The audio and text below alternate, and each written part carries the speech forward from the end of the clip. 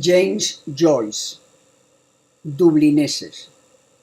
Traducción al castellano de Guillermo Cabrera Infante, sobre el texto corregido en 1967 por Robert Charles. 1. Las hermanas. No cabía esta vez ninguna esperanza. Ya era la tercera embolia. Noche tras noche pasaba yo por la casa, eran vacaciones, y estudiaba el alumbrado cuadro de la ventana. Y noche tras noche lo veía iluminado del mismo modo, débil y parejo.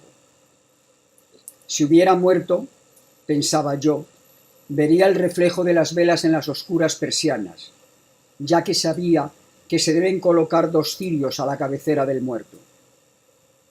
A menudo él me decía: no me queda mucho en este mundo. Y yo pensaba que hablaba por hablar. Ahora sabía que decía la verdad. Cada noche, al levantar la vista y contemplar la ventana, me repetía a mí mismo en voz baja la palabra parálisis. Siempre me sonaba extraña en los oídos, lo mismo que la palabra gnomon en Euclides o la simonía del catecismo. Pero ahora me sonaba a cosa mala y llena de pecado. Me daba miedo y, sin embargo, ansiaba observar de cerca su trabajo maligno. El viejo Cotter estaba sentado junto al fuego fumando cuando bajé a cenar. Mientras mi tía me servía mi potaje, dijo él como volviendo a una frase dicha antes: no, yo no diría qué era exactamente, pero había en él algo raro, misterioso. Le voy a decir mi opinión. Empezó a tirar de su pipa, sin duda ordenando sus opiniones en la cabeza. Viejo estúpido y molesto. Cuando lo conocimos era más interesante. Hablaba de desmayos y gusanos, pero pronto me cansé de sus interminables cuentos sobre la destilería. Yo tengo mi teoría, dijo.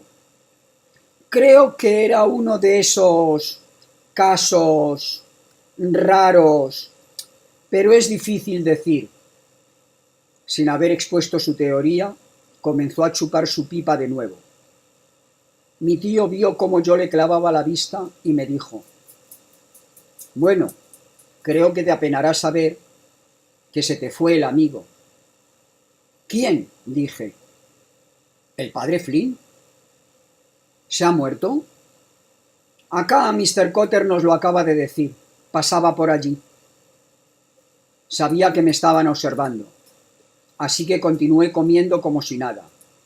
Mi tío le daba explicaciones al viejo Cotter. Acá el jovencito y él eran grandes amigos.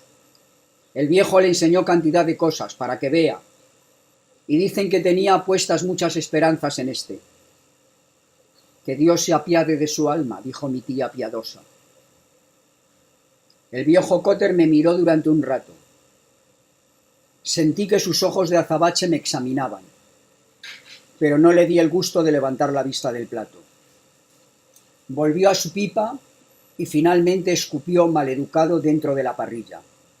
No me gustaría nada que un hijo mío, dijo, tuviera mucho que ver con un hombre así. ¿Qué es lo que usted quiere decir con eso, Mr. Cotter?, dijo mi tía. Lo que quiero decir, dijo el viejo Cotter, es que todo eso es muy malo para los muchachos. Esto es lo que pienso. Dejen que los muchachos anden para arriba y para abajo con otros muchachos de su edad, y no que resulten... ¿No crees, Jack? Ese es mi lema también, dijo mi tío. Hay que aprender a manejársela solo. Siempre se lo estoy diciendo a este Rosacruz. ¡Haz ejercicio! Como que cuando yo era mozalbete, cada mañana de mi vida, fuera invierno o verano, me daba un baño de agua helada. Y eso es lo que me conserva como me conservo. Eso de la instrucción está muy bien y todo. A lo mejor acá Mr. Cotter quiere una lasca de esa pierna de cordero, agregó a mi tía. No, para mí nada, dijo el viejo Cotter. Mi tía sacó el plato de la despensa y lo puso en la mesa. ¿Pero por qué cree usted, Mr. Cotter, que eso no es bueno para los niños?, preguntó ella. Es malo para estas criaturas, dijo el viejo Cotter. porque sus mentes son muy impresionables. Cuando ven estas cosas, sabe usted, les hace efecto. Me llené la boca con potaje por miedo a dejar escapar mi furia. Viejo cansón, nariz de pimentón. Era ya tarde cuando me quedé dormido. Aunque estaba furioso con Cotter por haberme tildado de criatura, me rompí la cabeza tratando de adivinar qué quería él decir con sus frases inconclusas. Me imaginé que veía la pesada cara grisácea del paralítico en la oscuridad del cuarto. Me tapé la cabeza con la sábana y traté de pensar en las Navidades. Pero la cara grisácea me perseguía a todas partes. Murmuraba algo y comprendí que quería confesarme cosas. Sentí que mi alma reculaba hacia regiones gratas y perversas, y de nuevo lo encontré allí, esperándome. Empezó a confesarse en murmullos y me pregunté por qué sonreía siempre y por qué sus labios estaban húmedos de saliva. Fue entonces cuando recordé que había muerto de parálisis y sentí que yo también sonreía suavemente, como si lo absolviera de un pecado simoníaco. A la mañana siguiente, después del desayuno, me llegué hasta la casita de Great Britain Street. Era una tienda sin pretensiones, afiliada bajo el nombre de tapicería. La tapicería consistía mayormente en botines para niños y paraguas, y en días corrientes había un cartel en la vidriera que se decía: «Se forran paraguas». Ningún letrero era visible ahora porque habían bajado el cierre. Había un crespón atado al llamador con una cinta. Dos señoras pobres y un mensajero del telégrafo leían la tarjeta cosida al crespón. Yo también me acerqué para leerla. 1 de julio de 1895.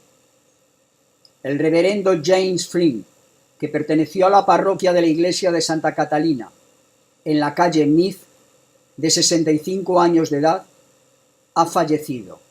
R.I.P. Leer el letrero me convenció de que se había muerto, y me perturbó darme cuenta de que tuve que contenerme. De no estar muerto, había entrado directamente al cuartico oscuro en la trastienda para encontrarlo en su sillón, junto al fuego, casi asfixiado dentro de su chaquetón. A lo mejor mi tía me había entregado un paquete de high toast para dárselo, y este regalo lo sacaría de su sopor. Era yo quien tenía que vaciar el rapé en su tabaquera negra, ya que sus manos temblaban demasiado para permitirle hacerlo sin que él derramara por lo menos la mitad.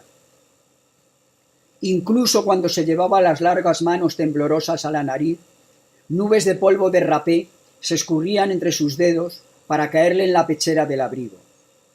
Debían ser estas constantes lluvias de rapé lo que daba a sus viejas vestiduras religiosas aquel color verde desvaído, ya que el pañuelo rojo, renegrido como estaba siempre por las manchas de rapé de la semana, con que trataba de barrer la picadura que caía, resultaba bien ineficaz. Quise entrar a verlo, pero no tuve valor para tocar. Me fui caminando lentamente a lo largo de la calle soleada, leyendo las carteleras en las vitrinas de las tiendas mientras me alejaba. Me pareció extraño que ni el día ni yo estuviéramos de luto, y hasta me molestó descubrir dentro de mí una sensación de libertad, como si me hubiese librado de algo con su muerte. Me asombró que fuera así, porque como bien dijera mi tío, la noche antes, él me había enseñado muchas cosas. Había estudiado en el Colegio Irlandés de Roma y me enseñó a pronunciar el latín correctamente. Me contaba cuentos de las catacumbas y sobre Napoleón Bonaparte, y hasta me explicó el sentido de las diferentes ceremonias de la misa y de las diversas vestiduras que debe llevar el sacerdote. A veces se divertía haciéndome preguntas difíciles, preguntándome lo que había que hacer en ciertas circunstancias, o si tales o cuales pecados eran mortales o veniales, o tan solo imperfecciones. Sus preguntas me mostraron lo complejas y misteriosas que son ciertas instituciones de la Iglesia, que yo siempre había visto como la cosa más simple. Los deberes del sacerdote con la Eucaristía y con el secreto de confesión me parecieron tan graves que me preguntaba cómo podía alguien encontrarse con valor suficiente para oficiarlo. Y no me sorprendió cuando me dijo que los padres de la Iglesia habían escrito libros tan gruesos como la guía de teléfonos y con letra tan menuda como la de los edictos publicados en los periódicos, elucidando estas y otras cuestiones intrincadas. A menudo, cuando pensaba en todo ello, no podía explicármelo, o le daba una explicación tonta o vacilante, ante la cual solía él sonreír y asentir con la cabeza 2 o 3 veces seguidas. A veces me hacía repetir los responsorios de la misa, que me obligó a aprenderme de memoria, y mientras yo parloteaba, él sonreía meditativo y asentía. De vez en cuando se echaba alternativamente polvo de rapé por cada hoyo de la nariz. Cuando sonreía, solía dejar al descubierto sus grandes dientes descoloridos y dejaba caer la lengua sobre el labio inferior. Costumbre que me tuvo molesto siempre, al principio de nuestra relación, antes de conocerlo bien. Al caminar solo al sol, recordé las palabras del viejo Cotter y traté de recordar qué ocurría después en mi sueño. Recordé que había visto cortinas de terciopelo y una lámpara colgante de las antiguas. Tenía la impresión de haber estado muy lejos, en tierras de costumbres extrañas. Persia, pensé, pero no pude recordar el final de mi sueño. Por la tarde, mi tía me llevó con ella al velorio. Ya el sol se había puesto, pero en las casas de cara al poniente, los cristales de las ventanas reflejaban el oro viejo de un gran banco de nubes. Nani nos esperó en el recibidor, y como no habría sido de buen tono saludarla a gritos, todo lo que hizo mi tía fue darle la mano. La vieja señaló hacia lo alto interrogante, y al asentir mi tía procedió a subir trabajosamente las estrechas escaleras delante de nosotros, su cabeza baja, sobresaliendo apenas por encima del pasamanos. Se detuvo en el primer rellano y con un ademán nos alentó a que entráramos por la puerta que se abría hacia el velorio. Mi tía entró y la vieja, al ver que yo vacilaba, comenzó a combinarme repetidas veces con su mano. Entré en puntillas. A través de los encajes bajos de las cortinas entraba una luz crepuscular dorada que bañaba el cuarto y en la que las velas parecían una débil llamita. Lo habían metido en la caja. Nani se adelantó y los tres nos arrodillamos al pie de la cama. Hice como si rezara, pero no podía concentrarme, porque los murmullos de la vieja me distraían. Noté que su falda estaba recogida detrás torpemente, y cómo los talones de sus botas de trapo estaban todos virados para el lado. Se me ocurrió que el viejo cura debía estarse riendo tendido en su ataúd. Pero no. Cuando nos levantamos y fuimos hasta la cabecera, vi que ni sonreía. Ahí estaba, solemne y excesivo en sus vestiduras de oficial, con sus largas manos sosteniendo flácidas el cáliz. Su cara se veía muy truculenta, gris y grande, rodeada de ralas canas y con negras y cavernosas fosas nasales. Había una peste potente en el cuarto, las flores. Nos persignamos y salimos. En el cuartico de abajo encontramos a Elisa, sentada tiesa en el sillón que era de él. Me encaminé hacia mi silla de siempre en el rincón, mientras Nani iba al aparador y sacaba una garrafa de jerez y copas. Lo puso todo en la mesa y nos invitó a beber. A ruego de su hermana echó el jerez de la garrafa en las copas y luego nos pasó estas. Insistió en que cogiese galletas de soda, pero rehusé porque pensé que iba a hacer ruido al comerlas. Pareció decepcionarse un poco ante mi negativa y se fue hasta el sofá, donde se sentó detrás de su hermana. Nadie hablaba. Todos mirábamos a la chimenea vacía. Mi tía esperó a que Elisa suspirara para decir: «Ah, bueno, ya ha pasado a mejor vida». Elisa suspiró otra vez y bajó la cabeza asintiendo. Mi tía le pasó los dedos al tallo de su copa antes de tomar un sorbito. ¿Y él, tranquilo?, preguntó. «Oh, sí, señora, muy apaciblemente», dijo Elisa. No se supo cuándo exhaló el último suspiro. Tuvo una muerte preciosa, Alabado sea el Santísimo. Y en cuanto a lo demás, el padre O'Rourke estuvo a visitarlo el martes y le dio la extremunción y lo preparó y todo lo demás. ¿Sabía entonces? Sí, y estaba muy conforme. Es cierto, se le ve muy conforme, dijo mi tía. Exactamente eso dijo la mujer que vino a lavarlo, contestó Elisa. Dijo que parecía que estuviera durmiendo, de lo conforme y tranquilo que se veía. ¿Quién se iba a imaginar que de muerto se viese tan agraciado? Pues es verdad, dijo mi tía.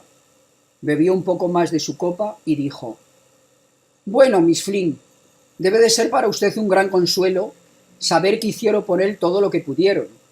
Debo decir que ustedes dos fueron muy buenas con el difunto. Elisa se alisó el vestido en las rodillas. Pobre James, dijo. Solo Dios sabe que hicimos todo lo posible, con lo pobres que somos. Pero no podíamos ver que tuviera necesidad de nada mientras pasaba lo suyo. Nanny había apoyado la cabeza contra el cojín y parecía a punto de dormirse. Así está la pobre Nanny, dijo Elisa mirándola, que no se puede ni tener en pie. Con todo el trabajo que tuvimos las dos trayendo a la mujer que lo lavó y tendiéndolo luego en el ataúd y luego arreglarlo de la misa en la capilla. Si no fuera por el padre O'Rourke, no sé cómo nos hubiéramos arreglado. Fue él quien trajo todas estas flores y los 2 cirios de la capilla y escribió la nota para insertarla en el Freeman's General y se encargó de los papeles del cementerio y lo del seguro del pobre James y todo. ¿No es verdad que se portó bien?, dijo mi tía. Elisa cerró los ojos y negó con la cabeza. Ah, no hay amigos como los viejos amigos, dijo, que cuando todo está firmado y confirmado, no hay que confiar. Pues es verdad, dijo mi tía, y segura estoy que ahora que recibió su recompensa eterna, no las olvidará ustedes y lo buenas que fueron con él. Ay, pobre James, dijo Elisa. Si no nos daba ningún trabajo el pobrecito.